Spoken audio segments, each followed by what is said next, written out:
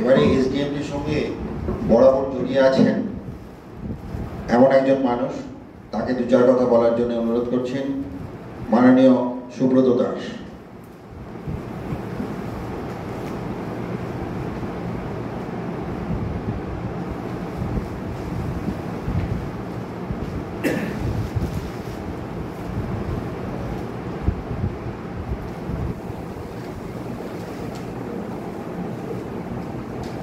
নমস্কার, শুভ সকাল।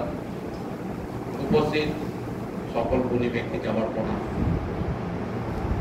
আমি এই শুভ সকালে এসডিএমটি ইনস্টিটিউট সম্বন্ধে, এই ইনস্টিটিউশনের কিছু কাজ সম্বন্ধে একটু আলোচনা করব। যে কাজগুলো এই সংস্থা দীর্ঘ কয়েক বছর ধরে করে চলেছে। আমাদের তিনটে বিষয় নিয়ে মেনলি চর্চা এই মুহূর্তে শুরু হয়েছে, যার মধ্যে অ্যাস্ট্রোনমি রয়েছে, ইন্ডোলজি রয়েছে এবং লোকাল হিস্ট্রি। আজকে আমাদের এই আলোচনা চক্রটা লোকাল হিস্ট্রি বিভাগের, যেটা দ্বিতীয় আলোচনা চক্র। এখানে অনেক গবেষক আছেন যারা অলরেডি তাদের গবেষণাপত্র আগেও পড়েছেন, আজকেও পড়বেন এবং তাদের গবেষণাপত্র শোনার জন্য আমরা এখানে এখন উদ্গ্রীব হয়ে আছি। তারা খুব ভালো কাজ করছেন এবং তারা এই কাজ চালিয়ে যান আরো সুন্দরভাবে, এটা আমি কামনা করি। আমি আরো আশা করি যে আমাদের একটা গবেষণা কেন্দ্র এসডিএমটির নামে গড়ে উঠুক, যেটা আগামী দিনে আমাদের এই সংস্থাকে অনেক দূর এগিয়ে নিয়ে যেতে পারবে। এবং এর সঙ্গে যদি একটা প্রকাশনা বিভাগও খোলা হয়, যাতে আমাদের এই গবেষণাপত্রগুলোকে প্রকাশ করা যায় ছেপে, তার জন্য আমার শুভকামনা রইল। আমি এরপরে যে অংশটা নিয়ে আলোচনা করব সেটা হচ্ছে আমাদের অ্যাস্ট্রোনমি বিভাগ। এই অ্যাস্ট্রোনমি বিভাগের আমাদের যে কাজগুলো স্যার বহুদিন ধরে করছেন, একদম স্কুল লেভেল, প্রাইমারি স্কুল লেভেলের স্টুডেন্টকে নিয়ে যেভাবে উনি মোটিভেট করেছেন, যেভাবে তিনি তার সমস্ত ক্ষমতা দিয়ে তাদের সাহায্য করছেন, তাতে খুব ভালো লাগছে। এবং ছোট ছোট কোর্স করে প্রাথমিক লেভেল থেকে বিশ্ববিদ্যালয় লেভেল পর্যন্ত যদি এই কোর্সগুলো করানো যায়, তাহলে আগামী দিন আরও ভালো হবে। আমাদের এই অ্যাস্ট্রোনমি কোর্সে শুধুমাত্র ছাত্রছাত্রীরা উপকৃত হবে তা নয়, আমাদের লোকাল যে মহিলারা রয়েছে তাদের অর্থনৈতিক সংস্থানের জন্য, পিছিয়ে পড়া মহিলাদের জন্য এই এসডিএমটি যা কাজ করেছেন তার স্বীকৃতি স্বরূপ সুদূর দক্ষিণ আফ্রিকা থেকে আমাদের সংস্থার সুনাম তারা করেছেন এবং এর জন্য আমরা কৃতজ্ঞ। আর যেটা রইল ইন্ডোলজি বিভাগ, এই ইন্ডোলজি বিভাগের প্রতি সপ্তাহে আমাদের বেদ, উপনিষদ বিভিন্ন বিষয়ে চর্চা হচ্ছে। এই ক্লাসগুলো সত্যি খুব সুন্দর এবং আমাদের জ্ঞান বাড়ানোর জন্য এটা খুবই খুবই আনন্দদায়ক। তাই আর অতিরিক্ত সময় নষ্ট করছি না, আমি সকলকে ধন্যবাদ জানিয়ে আমার এই ক্ষুদ্র বক্তব্য শেষ করলাম। ধন্যবাদ সুব্রত। এবারে অনুরোধ করব মাননীয় শ্রী পীযূষ ভট্টাচার্য মহাশয়কে দু চার কথা বলার জন্য।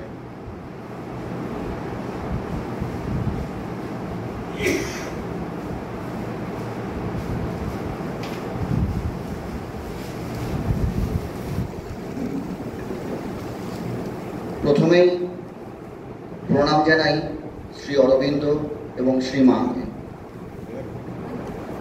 আজ আমরা যারা মিলিত হয়েছি এই ভবনে, শ্রী অরবিন্দ শিক্ষা কেন্দ্রে, সেখানে উপস্থিত চেয়ারপারসনদের আমার শ্রদ্ধা এবং উপস্থিত সমস্ত গুণী মানুষদের বয়সের শ্রেণী বিচারে আমার প্রণাম, শুভেচ্ছা, অভিনন্দন জানাই।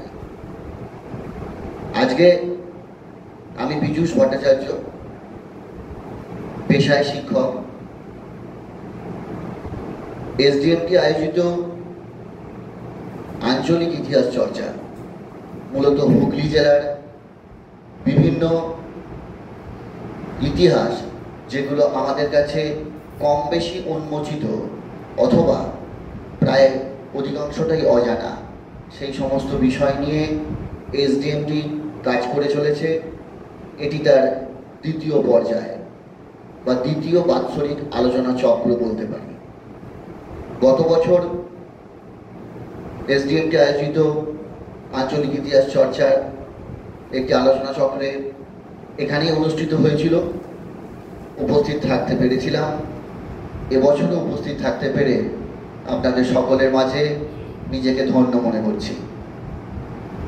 প্রসঙ্গত দুজন মানুষের কথা আজকের দিনে না বললে না শুনলেই নয়।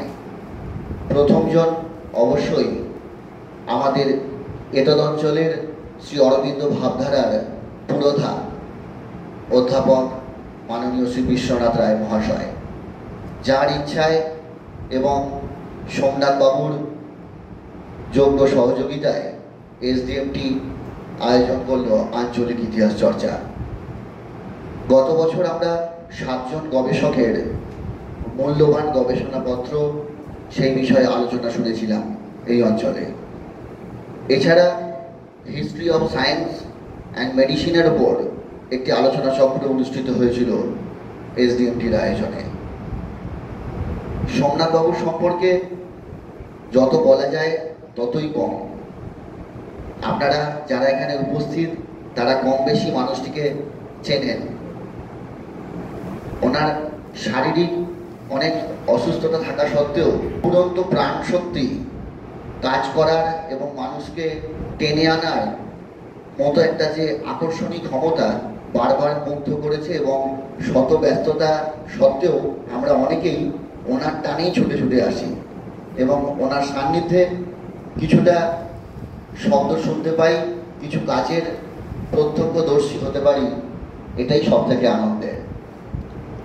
আমরা আশা করব আজকের এই আঞ্চলিক চর্চার যে আলোচনা চক্র, সেখান থেকেও বিভিন্ন বিষয় আমাদের সামনে স্পষ্ট হবে, আরও উন্মোচন ঘটবে, এবং তার সাথে আগামী দিনেও এসডিএমটির হাত শক্ত করার জন্য এবং সোমনাথবাবুর এই যে বিভিন্ন কাজ আপনারা শুনলেন, আঞ্চলিক ইতিহাস চর্চা, তার সাথে ইন্ডোলজি, তার সাথে অ্যাস্ট্রোনমি, বিভিন্ন বয়সী মানুষদেরকে নিয়ে উনি যে এগিয়ে চলার পথে নেমেছেন, সেই পথে বহু গুণী মানুষও এগিয়ে আসছেন।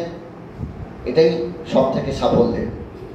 পাশাপাশি বিস্তীর্ণ এলাকায়, শুধুমাত্র চুঁচুড়া শহরে নয়, খামারগাছি যে মূল সেন্টার, তার আশেপাশে জিরাট, বলাগড় এবং আমাদের হুগলি জেলা এবং তার সহ কলকাতা এবং আরও বিভিন্ন দূর দূর প্রান্তে, এমনকি ভিন দেশেও সোমনাথবাবু বিভিন্ন গবেষণার কাছে এবং বিভিন্ন বিষয়ের ওপর বলার জন্য ছুটে যান, শারীরিক অসুস্থতাকে উপেক্ষা করে।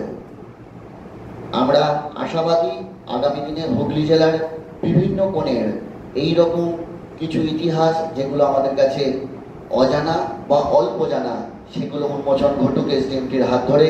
আরও অনেক মানুষ এগিয়ে আসুন, এবং আরেকটি বিষয়, এই কাজটা বয়স বাড়ার সাথে সাথে ওনাকে যাতে আমরা সকলে সেই যোগ্য সাথটা দিতে পারি, সেই শক্তিটা যেন আমাদের মধ্যে প্রতিষ্ঠা পায়। আজকের এই আলোচনা চক্রের সাফল্য কামনা করি, এবং আজকে যে বিষয়গুলো আলোচনা হবে তা আমাদেরকে আরও সমৃদ্ধ করবে এই আশা রাখছি। নমস্কার।